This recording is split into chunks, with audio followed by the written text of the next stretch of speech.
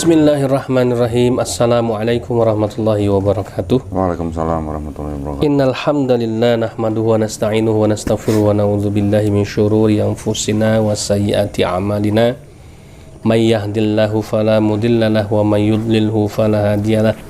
Asyhadu an la ilaha illallah wahdahu la syarika lah wa asyhadu anna Muhammadan abduhu wa rasuluhu la nabiyya ba'dah. Allahumma shalli wa sallim wa barik wa karim ala sayyidina Muhammad wa ala alihi wa ashabihi ajma'in, amma ba'du. Fa ya ibadallah ittaqullaha haqqa tuqatih wa la tamutunna illa wa antum muslimun.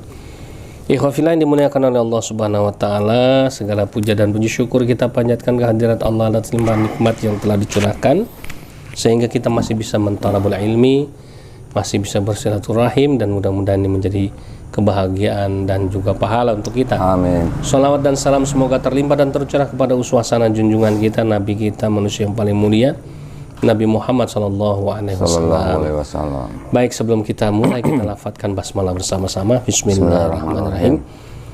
Saya sebetulnya malam hari ini tidak mau banyak menyampaikan sesuatu, hanya mau bertanya pada guru kita, angkel bob kita, yaitu Pak Donditan ini ya. Assalamualaikum Pak Dondi. Waalaikumsalam warahmatullahi wabarakatuh. Sudah hadir karena ada satu hal yang menarik dan ini mungkin ada tantangan tersendiri ya untuk menjawabnya ya. Maka kita coba serahkan kepada ahlinya Pak Dondi. Kira-kira bisa nggak beliau punya jawaban-jawaban yang seperti biasanya makjleb gitu ya, yang menarik untuk bisa membungkam ya segala macam pertanyaan, fitnahan, tudingan, dan juga berbagai macam fitnah dari kaum kufar. Nah, begini ikhwah fillah yang dimuliakan oleh Allah Subhanahu wa taala, sebelum kita lanjut ya, kita akan bahas nih satu pertanyaan dari saya, yaitu cara membuktikan Al-Qur'an itu salah. Ini kan sesuatu yang itu menarik ya. Mungkin kalau yang nanya orang kafir ini udah biasa, tapi kalau pertanyaan ini ada dalam benak seorang muslim, nah ini yang menarik gitu ya.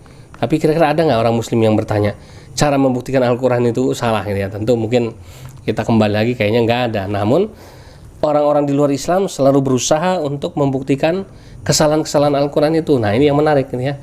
Sehingga kita coba akan cari dari sisi rasionalitasnya, kita akan kaji dari sisi ayat-ayat tekstualnya di dalam Al-Quran atau apapun lah itu ya, untuk mencari tahu apakah ada cara untuk menemukan atau untuk mengatakan bahwa Al-Quran itu adalah salah gitu ya, untuk menemukan kesalahan dalam Al-Quran itu. Nah ini yang menarik.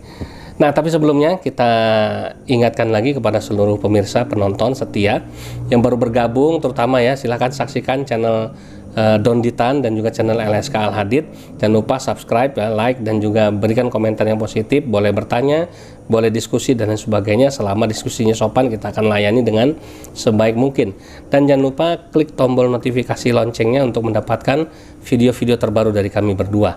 Baik, langsung saja Pak Dondi ini. Ada nggak kira-kira caranya untuk membuktikan Al-Quran itu salah gitu? Silakan. Kalau di dalam kalau di dalam teori gitu ya, teori biasanya tuh ada metode yang namanya falsification test.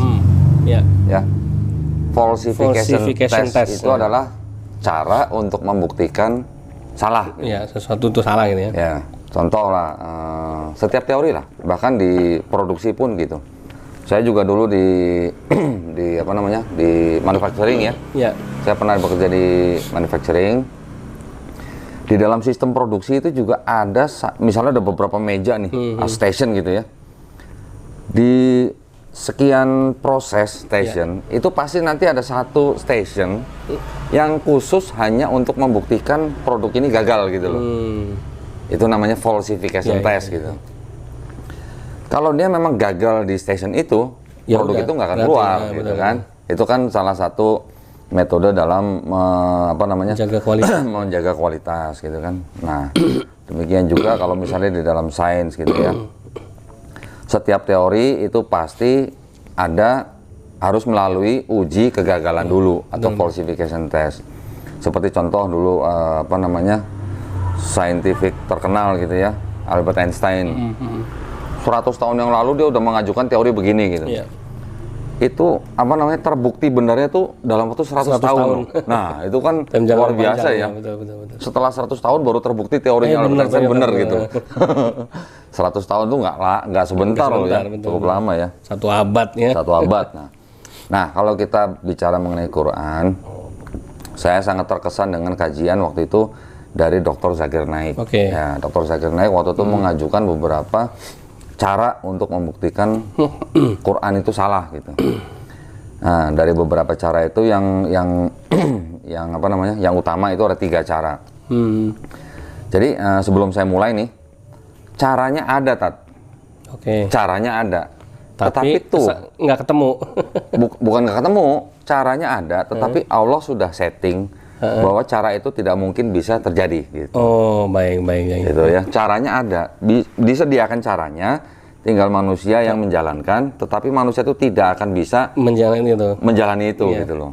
Contoh yang pertama gitu ya, langsung ya. Ini saya kutip dari videonya Zakir Naik ya, Dr. Zakir Naik. Bagi para pemirsa yang ingin apa namanya tahu lebih detail, nanti bisa cari videonya Dr. Zakir Naik ya. Yang pertama itu mengenai Abu Lahab, ya, paman daripada Nabi Muhammad SAW. Surat Al-Lahab ini ya. Surat Al-Lahab kan, di situ diceritakan bahwa Abu Lahab dan istrinya kan akan masuk neraka, ya kan. Itu ayat diturunkan kurang lebih 10 tahun ya sebelum Abu Lahab meninggal gitu. Jadi Abu Lahabnya tahu nggak itu ayat itu? Tahu, dia masih hidup. Tahu kan? Tahu. Kalau tahu, berarti kan, nah ini kita cerita sedikit mengenai Abu Lahab ya. Abu Lahab ini walaupun pamannya Nabi, tapi kan dia kan saking siriknya gitu kan sama Nabi kan. Ini ya. Saking siriknya kan, apapun yang dikatakan oleh Nabi Muhammad SAW itu selalu diingkari atau dicari caranya supaya orang tidak percaya, atau dia cari cara supaya membuktikan bahwa omongannya Nabi Muhammad SAW itu tidak benar ya, gitu kan. Betul. Nah, dengan turunnya ayat itu, kan sebenarnya kan Abu Lahab ini tinggal mikir gini, kalau saya mau membuktikan Al-Quran salah, ya saya tinggal datang aja ke Nabi kan, tinggal syahadat depan pura-pura gitulah, udah bersahadat, udah masuk Islam, dia bisa ngomong ke teman-temannya, tuh Quran salah gitu kan, kan bisa begitu kan. Iya, benar. Tapi kan dengan izin Allah kan tidak terjadi. Iya. Betul. Sampai Abu Lahab meninggal tidak terjadi. Itu adalah bukti. Caranya ada, tapi tidak bisa dilakukan. Gitu. Malah sebaliknya, malah membuktikan kebenaran Al-Quran. Malah sebaliknya dengan ayat itu, memang benar Abu Lahab sampai mati pun kafir gitu kan. Iya. Nah, itu yang pertama dari contoh bahwa cara itu bisa terjadi di masa lampau. Yang kedua, umat Yahudi yang tinggal bersama atau yang hidup bersama di zamannya Nabi Muhammad SAW itu kan mengatakan bahwa mereka adalah umat pilihan yang paling benar gitu kan, surga milik mereka gitu, yang lain ngontrak gitu. Ya kan, kalau mungkin Tat bisa bantu baca di Al-Baqarah ya, Al-Baqarah ayat 94 sampai 96. Mereka kan mengatakan, jika kamu menganggap bahwa kampung akhirat atau surga itu khusus untukmu di sisi Allah, bukan untuk orang lain, maka inginilah kematianmu jika kamu memang benar. Itu kan tantangan sebenarnya kan? Betul. Nah, gampangnya kan kalau orang Yahudi mendengar ayat ini gimana? Tinggal bilang apa, Tat? Iya. Kan tinggal 2 opsinya kan? Tinggal bilang aku ingin mati, atau tinggal bunuh diri aja. Betul nggak? Betul. Sampai sekarang terjadi nggak itu? Nggak ada. Nggak ada kan? Mikir kalau mau mati. Nggak ada yang terjadi kan? Iya. Itu juga membuktikan caranya ada, tetapi tidak mungkin manusia bisa melakukan tanpa izin Allah. Allah sudah merancang ayat-ayat itu, supaya dibukakan kesempatan bagi manusia untuk melakukan, tetapi tidak bisa manusia melakukan tanpa izin Allah. Kan gitu. Nah, jadi ya seperti kita tahu kan bahwa daun yang kering pun tidak akan jatuh tanpa izin Allah kan. Nah, kurang lebihnya gitu ya. Itu yang pertama ya. Yang kedua, secara umum nih, tidak semua ya. Banyak juga Yahudi yang masuk Islam kan. Ya. Bahkan Salman Al-Farisi juga kan termasuk Yahudi ya. Yahudi bukan? Salman? Yahudi. Hah? Iya. Atau Nasrani? Salman. Anak raja kan dia kan? Iya, betul. Bukan Yahudi kayaknya ya? Nasrani kayaknya, Persia kan dia? Dia Persia. Nah, gitu. Persia. Oke, tapi kan Yahudi di Madinah kan dari 3 suku yang tinggal di Madinah itu kan juga banyak yang masuk Islam, betul. ya kan? Begitu juga Yahudi-Yahudi yang tidak masuk Islam pun, yang benar-benar mengikuti Taurat, itu mereka juga tidak memusuhi Islam gitu. Tetapi yang memusuhi Islam tuh Yahudi-Yahudi yang apa tuh? Yahudi-Yahudi yang kalau boleh dibilang tuh Yahudi-Yahudi yang hybrid gitu. Hybrid itu apa ya? Campuran gitu. Yang sudah berasimilasi dengan bangsa-bangsa lain, terutama yang berpaham Zionisme. Iya. Ya. Memang secara umum umat Yahudi itu kan memang memusuhi Islam. Iya. Nah, kan ada ayat nih yang di mana? Al-Maidah di ayat 82, Tat. Coba minta tolong bacain. Surat apa? Al-Maidah ayat 82. Oke, Al-Maidah 82 ya. Ya.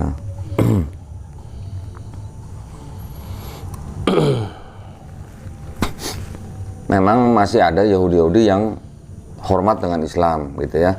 Iya. Bahkan mereka menganggap Islam itu bukan, istilahnya bukan penganut penyembah berhala gitu. Sudah hilang yang namanya penyembahan berhala dari mulut dan hati Muslim. Itu yang ngomong adalah Rabi Maimonides ya. Ya, di suratnya ke mana? Ubaidah kalau nggak salah. Udah ketemu kan? Ya. Nah, tolong silakan. Ya, bismillahirrahmanirrahim.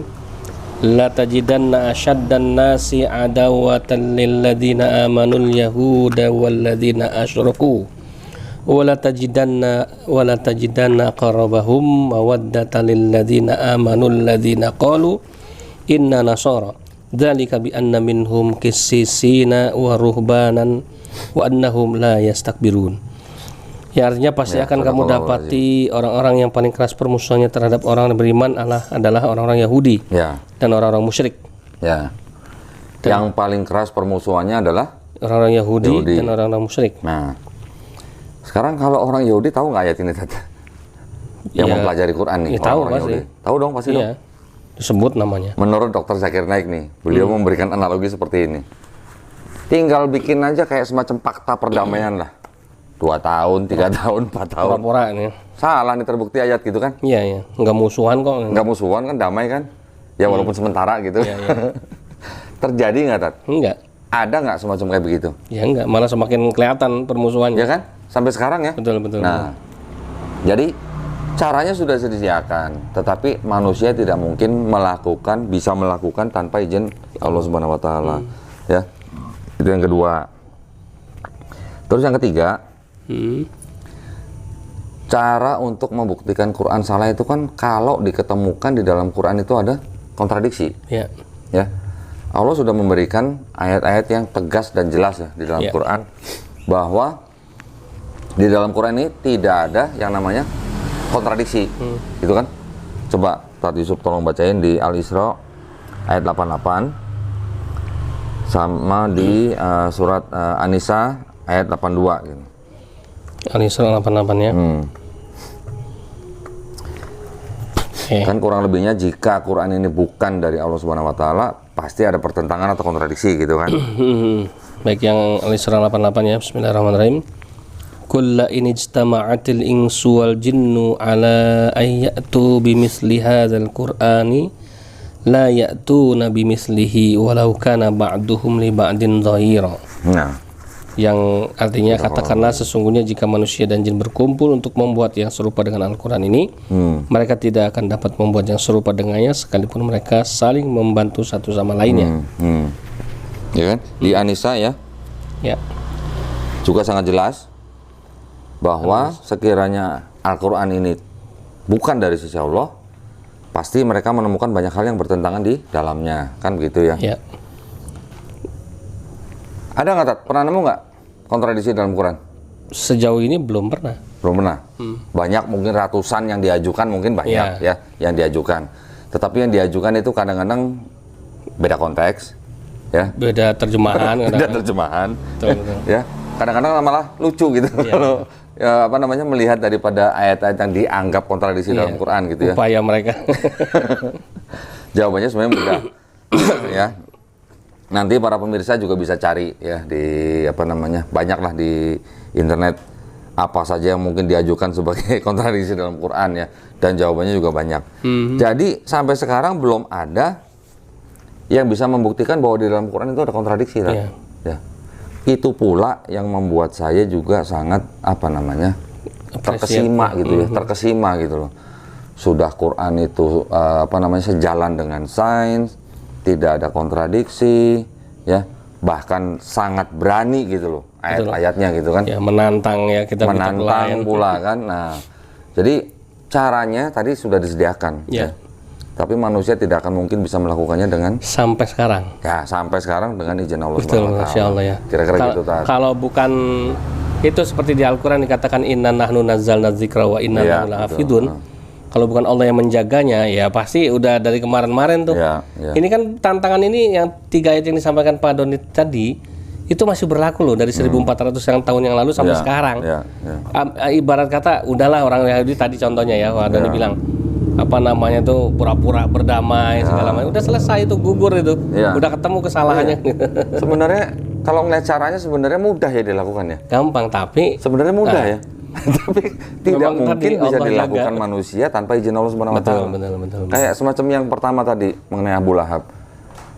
Kalau dia berpikirnya tidak egois ya, dia tinggal datang ke Nabi, syahadat, selesai, koar-koar, orang udah bisa berpikir, wah salah itu Quran ya. Muhammad pendusta. Nah, salah. Tetapi kok sampai dia mati kok nggak terjadi gitu ya. Allah, nah itulah kalau bukan karena Allah Subhanahu wa taala yang merancang, ya tidak mungkin terjadi. Masya Allah, gitu, Masya Allah. Ya, alhamdulillah ya.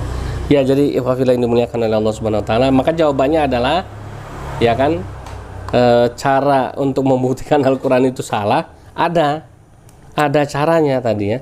Tapi mustahil manusia yang sekalipun dia tahu caranya tapi dia bisa melakukan itu. Karena tadi Allah yang memiliki kekuatan, Allah yang memiliki kuasa untuk menjaga Al-Qur'an itu sampai nanti kiamat. Masya Allah, jazakumullah khairan katsiran dan di atas ilmu yang sudah diberikan, dan kita pasti akan terus bertumbuh dan berkembang iman kita menjadi lebih baik lagi. Amin, amin. Baik ya, ikhwafillah, mungkin ini kajian singkat kita, mudah-mudahan bisa menambah keislaman kita, keimanan kita, supaya menjadi lebih baik lagi. Kita tutup dan baca doa penutup majelis. Subhanakallahumma wa bihamdika asyhadu an la ilaha illa anta astaghfiruka wa atubu ilaik. Billahi taufiq wal hidayah. Wassalamualaikum warahmatullahi wabarakatuh. Waalaikumsalam warahmatullahi wabarakatuh.